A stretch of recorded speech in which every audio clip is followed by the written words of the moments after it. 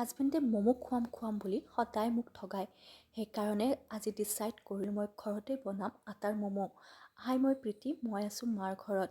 আৰু মাৰ ঘৰত থকা মানে কাম কৰাৰ মানুহৰ কোনো আকাল নাই। এয়া মোৰ ভণ্টি চুপৰ কাৰণে মটনৰ ঠেংটো ধুইছে ধুনীয়াকৈ। এইজনী হৈছে কাষৰে বা।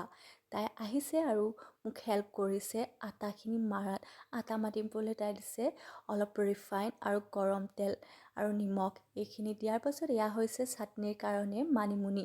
তাৰপাছত আমি কেৰাহী এটা বহাই লৈছোঁ। তাত তেলটো দিয়াৰ পাছত অলপ গৰম হোৱাৰ পাছতেই দিছোঁ পিঁয়াজ, তাৰপাছত বিলাহী দিছোঁ আৰু নিমখ দি কিনে এনেদৰে ভাজি লৈছোঁ।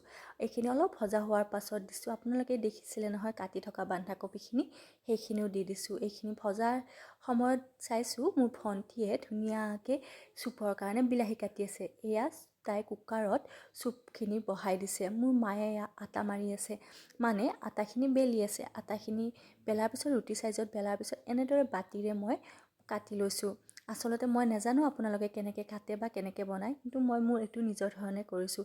চাইজটো দেখিছে নহয়, ঠিক এনেকুৱা হৈছে। তাৰপাছত ইয়াৰ ওপৰত মই যে ভাজি লৈছিলোঁ সেইখিনি দি দিছোঁ। দিয়াৰ পাছত মই হাতেৰে এনেদৰে ম'ম' শ্বেপটো দিবলৈ ট্ৰাই কৰিছোঁ। আচলতে হৈছেনে নাই মই ইমান সঠিকভাৱে নাজানো, আপোনালোকে কেনেকৈ বনায় মোক জনাবচোন দেই।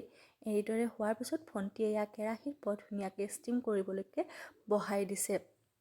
প্ৰায় 10 মিনিটমান পাছত এয়া দেখিবলৈ এনেকুৱা হৈছে আৰু কুকাৰৰ সেইখিনি চুপ এনেকুৱা দেখিছে। এটা উঠাই আনি ফাৰ্ষ্ট টেষ্ট কৰিছে, সঁচাকৈ তাই বোলে বৰ টেষ্টি লাগিছে।